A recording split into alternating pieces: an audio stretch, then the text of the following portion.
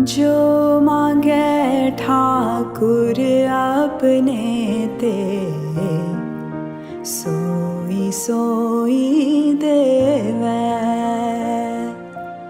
जो मांगे ठाकुर अपने ते, सोई सोई देवै।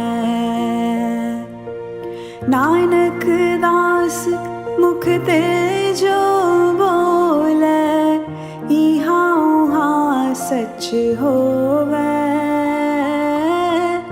नानक दास मुख ते जो बोले, इहाँ उहाँ सच होवे।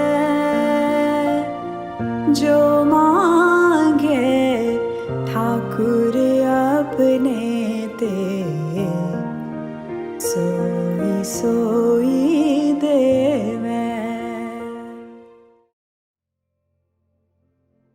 How can I measure my own spiritual progress? Is that possible to know without using any ego? Yes, of course. I mean, human beings by nature always like to measure things. They always like to know how much they've achieved, how much they've got, how much is there waiting for them. It's the nature of human beings not to live in the now, but to calculate everything. So I guess spirituality is just the same. They like to know how far they've got and, and measure it in some way. And because human nature is like that, the Lord knows that humans are like that, then there are means provided for that practitioner to know how far they've got. The most important one, I would say, which is not the one that most people think about because the books portray a different story, is their actual way of life, how they live their life, how they conduct themselves in day-to-day life. Because the ultimate goal of spirituality is to become a perfect being. And if you're a perfect being, then you'll live a more perfect way of life, meaning you will not cause suffering or trouble in the world. And at the same time, you'll be helpful to others. You'll be kind, compassionate, merciful, forgiving, tolerant, patient, humble, and so on. We would say that these are good attributes to have. These are good qualities. And when somebody has these qualities, we say, oh, there goes a noble human being, somebody of great merit. And everybody aspires to that, thinking, wow, we would love to be like them.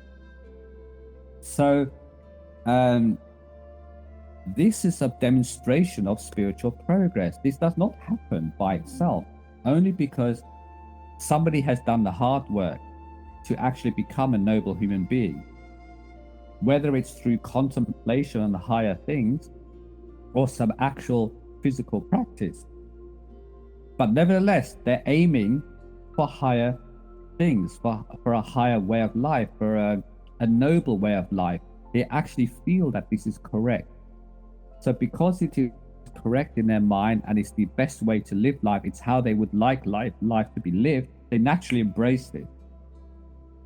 So when somebody is on a spiritual path, they know what they were before. They were less than perfect. So if they're less than perfect, as they're making progress, they start noticing, my anger is going less. I'm not so greedy for things. I don't lust after every man or woman. I don't have jealousy or envy for things. And on top of that, I don't mind when something goes wrong so much as I used to before. These are all very useful measures of spiritual progress, far better than the way the books portrayed. Most of the books talk about spiritual progress as seeing something within, hearing something within. You have to attain some magical power or do something. Well, really, what use is that? If you're suffering every day and you're living in misery and you have no understanding, you're not a better human being. You're causing distress to the world around you and therefore having distress upon yourself. What have you attained just by seeing a few visions within or hearing a few things?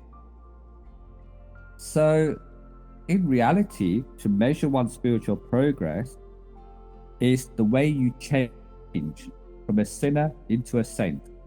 The closer you go to saintliness, the more spiritual progress you're making. The closer you are to a sinner, the less spiritual progress you have made. Now, on top of this, sometimes the masters say it is helpful to see things within. So, for example, let's say you are a spiritual practitioner and you're meditating. Sometimes the master will give you a preview to what lies ahead, which means that the Lord allows you to see what's waiting for you in response to the way you live your life. So if you live your life in a noble way, then the Lord rewards you by giving you a glimpse of what lies ahead for you, what's waiting for you, which gives you more confidence. It not only comforts you, it gives you confidence. So yes, the common way of understanding in the books, according to the books, is that you see something, you hear something, and some books even go to say that you have miraculous powers, that you can somehow change the course of events of the world or something, or see things ahead of time. So these are the way the books report it, but that's not the way the Holy Masters see it.